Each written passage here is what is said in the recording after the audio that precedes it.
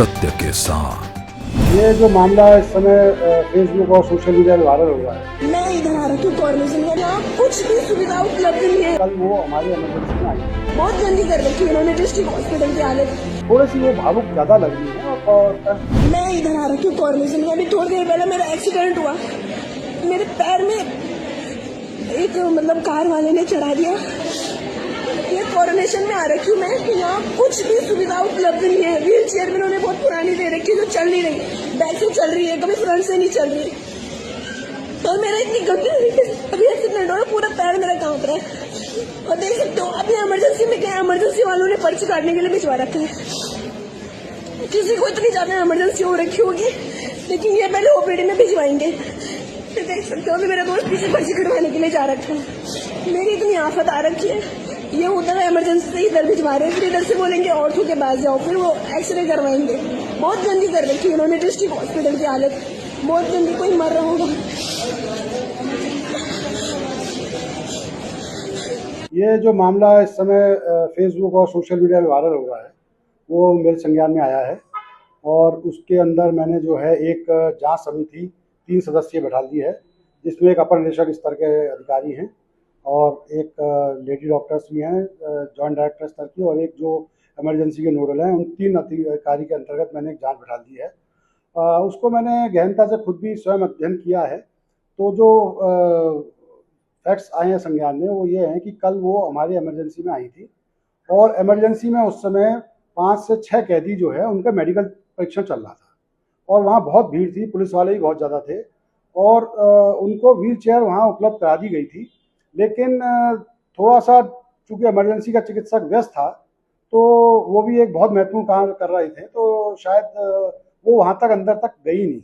उसके बाद किसी ने उन्हें बोला कि आप ऑर्थोपेडिक सर्जन को दिखा दो, तो चूँकि ट्रॉमा का केस था तो वो ऑर्थोपेडिक सर्जन के पास गई और वहाँ से उन्हें एक्सरे एडवाइस किया गया। तो जो उस वीडियो के अंदर फैक्ट्स संज्ञान में आए हैं वो ये आए हैं कि उनका कहना था कि एक बार मुझे बिलिंग के लिए भेजा गया, फिर मुझे एक्सरे के लिए भेजा गया, फिर मुझे ऑर्थोपेडिक सर्जन के पास भेजा गया।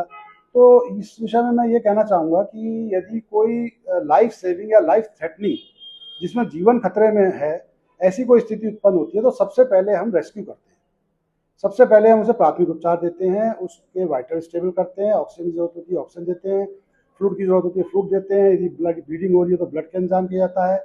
उसके बाद जो है जांच की व्यवस्था की जाती है।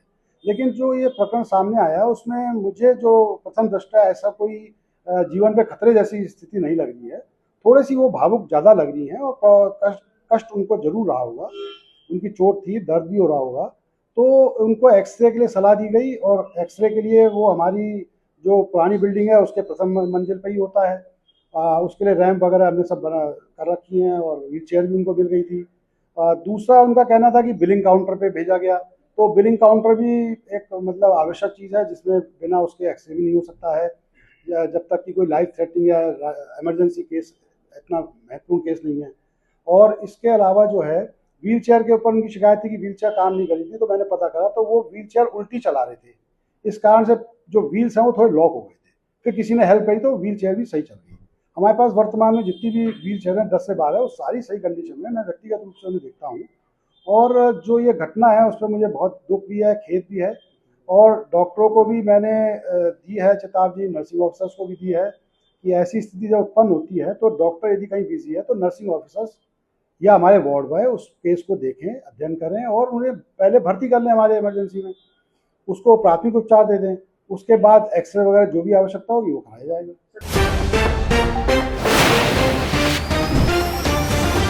सत्य के साथ।